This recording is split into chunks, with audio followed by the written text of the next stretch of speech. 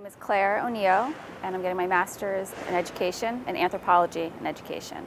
So I went to undergrad at Rhode Island School of Design, RISD. I got my BFA in textiles. So I have a small clothing line, and I'm also a Montessori teacher.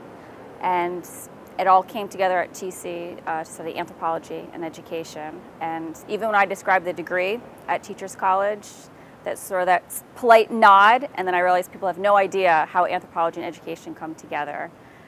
But for me, it makes sense, and it was the perfect degree. So I sort of developed my ideas for my clothing line as an undergrad. I was already student teaching, and again, observing children and wanting children to have the sort of freedom to move. I started making very simple, sort of loose dresses for girls. Also, they can be hand washed, which is a big deal when you have young children. And I just had this sort of respect for children, I guess, and I wanted that to translate into my clothing, into my knitwear. My mother was a Montessori teacher. She founded Montessori Children's House in 1976 back in Providence. And I went there as a child, my sister and my brothers, and it's really home for me. So I started teaching there 10 years ago as an intern, and I've been there for years. And I just left 2 years ago to come to New York. And it's my favorite place to be, and I can't imagine teaching anywhere else. Dr. Montessori, actually, she was the first female to graduate from medical school in Rome, and she also studied anthropology. And her whole method of teaching was based on sitting and observing children. That's how she created her curriculum and her principles of education. And that's still true today. Montessori teachers, this is a form of assessment. They sit and observe the children on a daily basis. So that has informed my entire childhood, my whole life, and my practice as a teacher, and as a designer even. Professor Bond was my advisor. It was the first class, my very first day at TC, was political anthropology with him.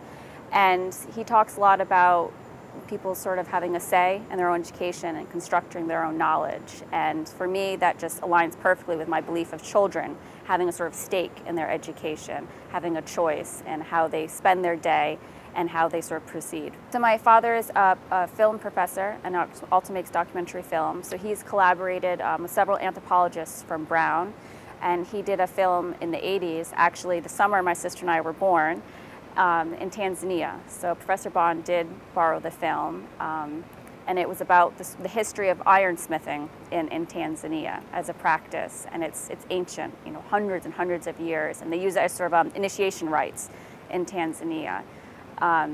So Professor Bond enjoyed it, and Professor Komitas as well. It was an honor to work with Professor Bond, and like I said, it was my first class at Teachers College. It was a Wednesday afternoon, political anthropology, and I was nervous. I felt like a kid my first day of school, and he was the least intimidating and probably the most gracious man I've ever met. And I knew from those first weeks that I wanted him to be my advisor. I think I have a sort of deeper appreciation for the sort of, almost like the science behind education. You know, we always talk about anthropology as like a science or an art, and that's how I see teaching in a way. And I think more confident in sort of coming through TC, and still I'm returning to somewhere that's familiar to me, to the Montessori school and Montessori education, but I just feel a little bit more empowered.